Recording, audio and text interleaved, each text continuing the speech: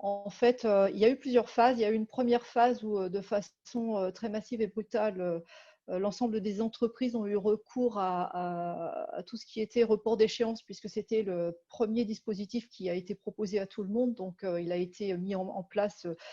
tous ces reports d'échéances sociaux et fiscaux dans un premier temps. Puis, dans un temps 2, on a eu un recours évidemment massif à l'activité partielle, puisque c'était l'autre mesure qui était proposée. Et enfin, on arrive là maintenant sur la mesure phare, à mon sens, la mesure phare de cette crise, qui est le prêt garanti par l'État, donc le PGE, qui est, je pense, le dispositif sur lequel il est nécessaire et impératif que nous puissions concentrer nos énergies, parce que je pense que c'est un excellent outil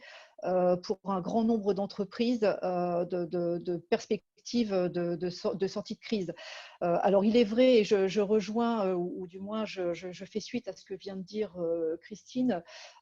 il est vrai que ce prêt est commercialisé depuis le 25 mars, qu'il a été commercialisé, c'est un petit peu ce qu'on a observé dans toutes les mesures qui ont été mises en place jusqu'à présent, c'est qu'il y a eu des effets d'annonce, et puis seulement ensuite on a eu les règles du jeu. Donc ça a conduit à des situations parfois un petit peu compliquées entre les interlocuteurs et les entreprises, et notamment pour le PGE, puisque un certain nombre de clients qui se sont adressés à leurs banquiers, les réseaux bancaires n'avaient pas encore eu le temps de faire redescendre l'information jusqu'au chargé de clientèle. Donc c'est vrai qu'il y a toujours dans certains cas quelques difficultés pour la mise en place.